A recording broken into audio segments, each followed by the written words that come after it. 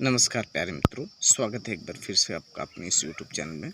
प्यारे मित्रों, आज की क्लास में हम क्लास 10th की पोएम डस्ट ऑफ स्नो को कवर करने वाले हैं, जिसको रॉबर्ट फ्रॉस्ट ने कंपोज किया है। तो आइए देखते हैं इस पोएम को।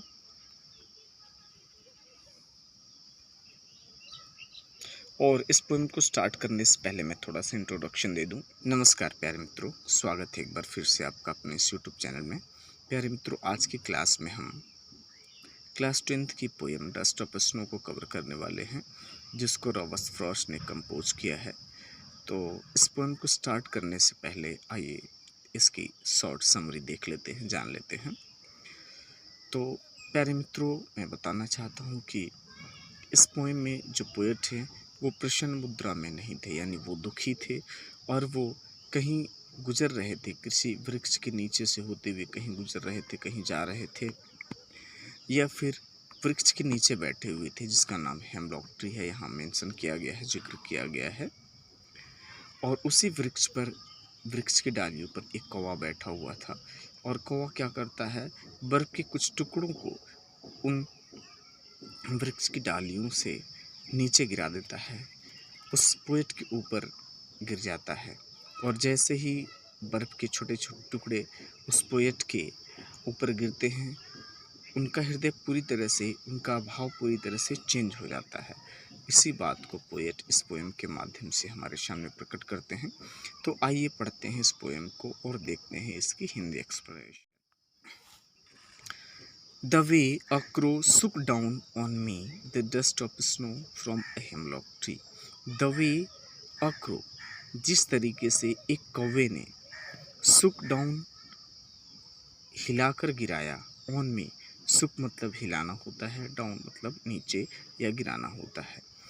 तो सुक डाउन ऑन मी, मेरे ऊपर गिराया, द डस्ट ऑफ स्नो, बर्फ के टुकड़े को, from a hemlock tree, hemlock वृक्ष के ऊपर से। यहाँ इस फर्स्ट स्टेंजा को हम एक साथ देखेंगे। द वे अ क्रो सुक down on me the dust of snow from a hemlock tree. जिस तरीके से या जिस तरह से कौवे ने बर्फ़ के टुकड़े को या बर्फ़ के टुकड़ों को मेरे ऊपर हेमलॉक वृक्ष से गिराया। आइए देखते हैं सेकंड स्टेंजा को। Has given my heart a change of mood, उसने मेरे हृदय को, यानी उस कौवे के बर्फ़ गिराने के जो तरीके थे उसकी बात को बता रहे हैं पोएट। कह रहे हैं has given my heart a change of mood, उसने मेरे हृदय के भाव को पूरी तरह से चेंज कर दिया। And saved some part of a day, और उस दिन के कुछ भाग को बचाया। आई हैड जो, जिसमें मैंने पछताया था या जिससे मैंने पश्चाताप किया हुआ था। तो एक बार फिर से हम इस कंप्लीट पोएम को देख लेते हैं।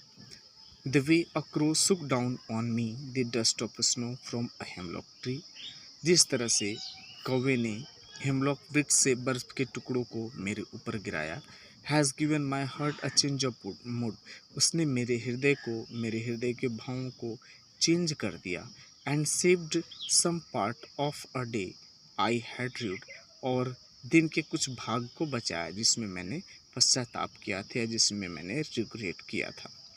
तो इस तरह से हमने इस पोएम की हिंदी समरी देखी, हिंदी एक्सप्लेनेशन देखा। आइए देखते हैं इस पोएम के कुछ पोएटिक डिवाइसेस। तो पोएटिक डिवाइसेस को डिस्कशन करते हुए सबसे पहले हम बात करेंगे राइमिंग स्कीम की।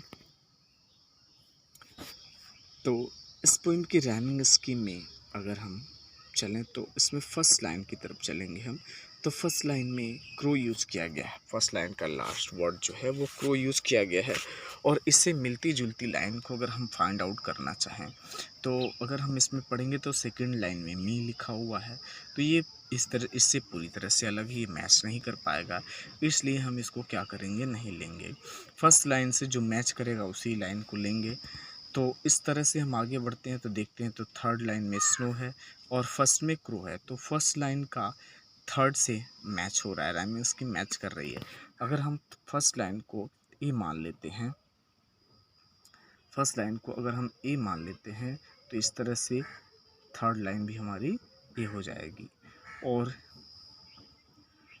अगर हम आगे बढ़ते हैं, सेकंड लाइन की तरफ चलते हैं, तो सेकंड लाइन को हम देखेंगे तो यहाँ पे मी यूज किया गया है। और मी को अगर हम ढूंढना शुरू करें इसकी राइमिंग स्कीम को, तो फोर्थ लाइन में ट्री है, यानी मी और ट्री, और फर्स्ट में क्रो एंड थर्ड में स्नो। तो ये फर्स्ट लाइन और थर्ड लाइन मैच कर रही है, और यहाँ पे सेकेंड लाइन और फोर्थ लाइन मैच कर रही है। तो फर्स्ट लाइन को अगर हमने ए माना तो सेकेंड लाइन हो जाएगी हमारी बी, और इस तरह से फोर्थ लाइन भी हो जाएगी बी। यानी फर्स्ट स्टेंजा का हमारी जो राइमिंग स्कीम होगी वो ए बी होगी। और अगर हम थर्ड तो सेकेंड स्टेंजा की फर्स्ट लाइन को देखें तो फर्स्ट लाइन का लास्ट वर्ड है हार्ट, और इससे मिलता जुलता वर्ड अगर हम फाइंड आउट करना चाहें तो ये मिलेगा हमको थर्ड लाइन में, हार्ट एंड पार्ट। तो अगर इसको हम ए बी हम कर चुके हैं फर्स्ट स्टेंजा में, अगर इसको हम सेकेंड स्टेंजा में सी दे दें फर्स्ट लाइन को, तो इससे मिलता जुलता मैच करेगा हमारा थर्ड, यानी ये हो जाएगा फर्स्ट और थर्ड लाइन हो जाएगा सी। और इसकी बात करें हम सेकेंड और फोर्थ की बात करें तो इसको हम लोग डी मान लेते हैं। तो इस तरह से ये डी भी, ये लास्ट लाइन फोर्थ लाइन भी डी हो जाएगा। क्यों? क्योंकि सेकेंड और फोर्थ दोनों एक साथ मैच कर रहा है। तो इस पोएम की राइमिंग स्कीम जो होगी ए बी सी डी होगी। अब आइए देखते हैं हम इस पोएम की अन्य डिवाइसेस, पोएटिक डिवाइसेस। अगर इस पोएम की अन्य डिवाइसेस की बात करें हम तो यहाँ पे देखते हैं फर्स्ट में क्रो, सेकंड में सुक डाउन, और थर्ड में स्नो आया हुआ है, और फोर्थ लाइन में फ्रॉम और हेमलॉक आया हुआ है। यानी यहाँ पे ओ जो वॉवेल साउंड है इसका रिपीटेशन हम देख रहे हैं।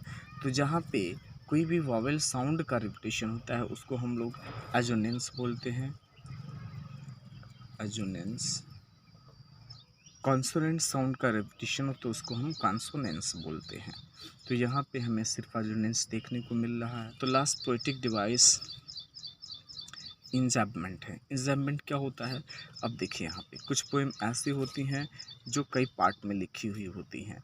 यहाँ पे 2 पार्ट में लिखी हुई है पोएम, लेकिन लाइन की लास्ट में हमें फुल स्टॉप या कॉमा ऐसा कुछ नहीं दिख रहा है। लास्ट में, एकदम लास्ट लाइन में, पोएम की लास्ट लाइन में हमें एक फुल स्टॉप दिख रहा है। तो ऐसी पोएम जहाँ पे बीच में कहीं कोई कॉमा या फुल स्टॉप ना हो वहाँ पे इंजैम्पमेंट होता है। तो प्यारे मित्रों, इस तरह से हमने इस पोएम को कंप्लीट किया। अगर वीडियो अच्छी लगी तो लाइक करें, अगर आप इस चैनल पर नए हो तो सब्सक्राइब करें। मिलेंगे एक नई वीडियो के साथ, तब तक के लिए धन्यवाद। आपका दिन शुभ हो।